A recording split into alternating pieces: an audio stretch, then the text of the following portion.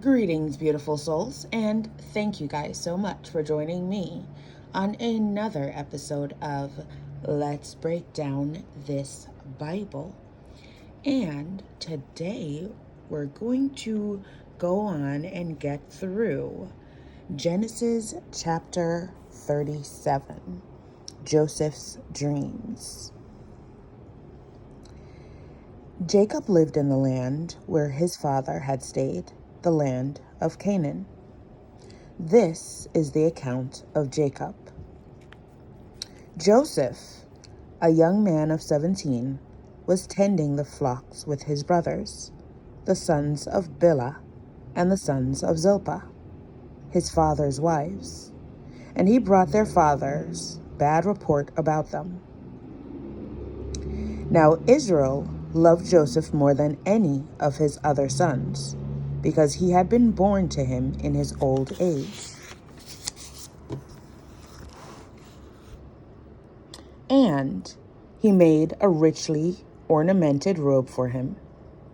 When his brothers saw that their father loved him more than any of them, they hated him and could not speak a kind word to him.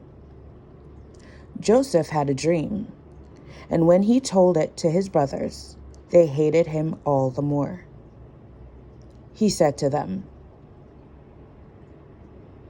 "Listen to this dream I had. We were binding sheaves of grain out in the field when suddenly my sheaf rose and stood upright, while your sheaves gathered around mine and bowed down to it."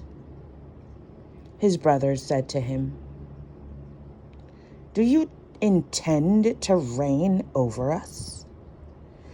Will you actually rule us?"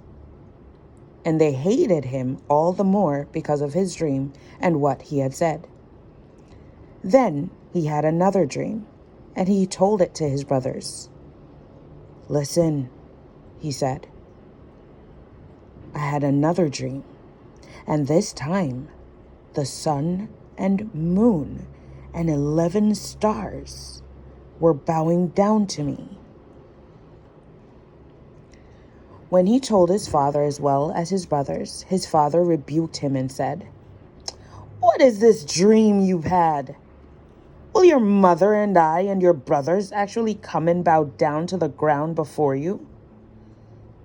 His brothers were jealous of him, but his father kept the matter in mind. Genesis 37, verses 12.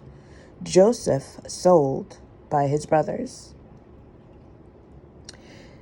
Now his brothers had gone to graze their father's flocks near Shechem. And Israel said to Joseph, "As you know, your brothers are grazing the flocks near Shechem. Come, I'm going to send you to them." "Very well," he replied. So he said to him, "Go and see if all is well with your brothers and with the flocks, and bring word back to me." Then he sent him off from the valley of Hebron. When Joseph arrived at Shechem, a man found him wandering around in the fields and asked him, "What are you looking for?" He replied, "I'm looking for my brothers. Can you tell me where they are grazing their flocks?" "They have moved on from here," the man answered. "I heard them say, 'Let's go to Dothan.'" So Joseph went after his brothers and found them near Dothan. But they saw him in the distance, and before he reached them, they plotted to kill him. "Here comes that dreamer," they said to each other. "Come now, let's kill him and throw him into one of these cisterns, and say that a ferocious animal devoured him. Then we'll see what comes of his dreams." When Reuben heard this, he tried to rescue him from their hands. "Let's not take his life," he said. "Here in the desert, but don't lay a hand on him." I'm sorry, beautiful souls. Don't shed any blood.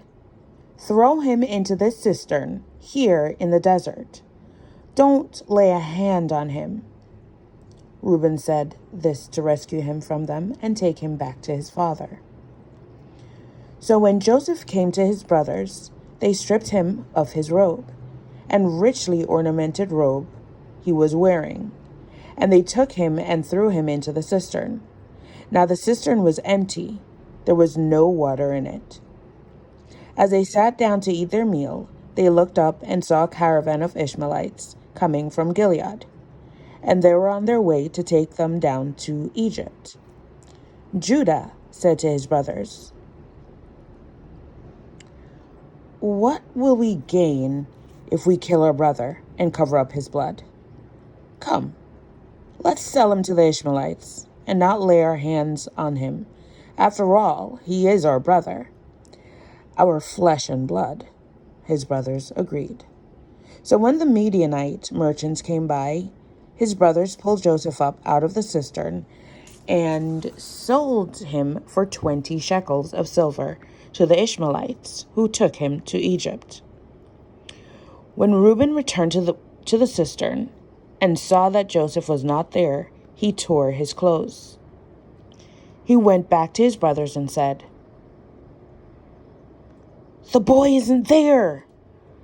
Where can I turn now?" Then they got Joseph's robe, slaughtered a goat, and dipped the robe in the blood. They took the ornamented robe back to their father and said, "We found this. Examine it to see whether it is your son's robe." He recognized it and said, "It is my son's robe. Some ferocious animal has devoured him. Joseph has surely been torn to pieces." Then Jacob tore his clothes, put on sackcloth, and mourned his son many days. All his sons and daughters came to comfort him, but he refused to be comforted. "No," he said, "in mourning will I go down to the grave to my son." So his father wept for him. Meanwhile, the Midianites sold Joseph in Egypt to Potiphar, one of Pharaoh's officials, the captain of the guard. All right, beautiful soul. So that brings us to the end of Genesis chapter 37. Did you guys notice anything? I did notice here, in mourning.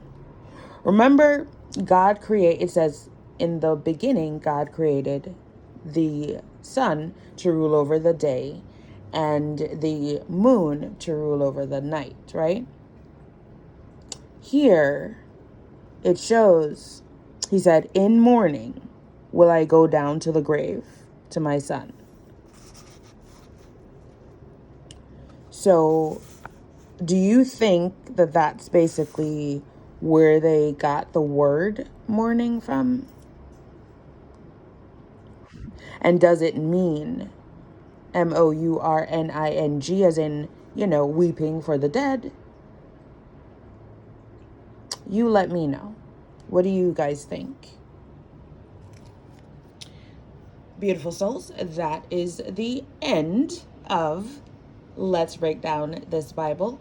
Next time we will get through Genesis chapter 38. Okay? Remember, no one's perfect. Mistakes are okay.